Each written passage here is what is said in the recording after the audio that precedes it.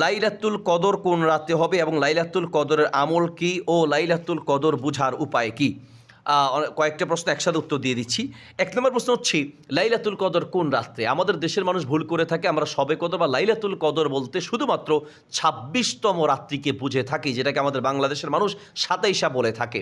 কোরআন সুন্নায় কোথাও ২৭ রাত্রিকে আসলে নির্দিষ্ট করা হয়নি, বরং সহিহ বুখারীতে আছে, মুসলিমে আছে, তিরমিজিতে আছে, মিশকাতে আছে এবং অসংখ্য হাদিসের কিতাব এসেছে।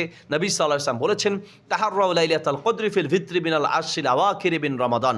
রমাদান মাসের শেষ ১০ দিনের বেজোড় যে কোনো রাত্রিতে লাইলাতুল কদর হতে পারে। তাহলে শুধুমাত্র ২৭তম রাত্রি বা ২৬তম দিনের ওই রাত্রি নয়, বরং রমজান মাসের শেষ ১০ দিনের ২১, ২৩, ২৫, ২৭, ২৯ যেই কোনো রাত্রিতেই লাইলাতুল কদর হওয়ার সম্ভাবনা আছে। নির্দিষ্ট শুধু এক রাত মনে করা যাবে না। বাকি অনেক তাবি এবং অনেক মুহাদ্দিসগণ ২৬তম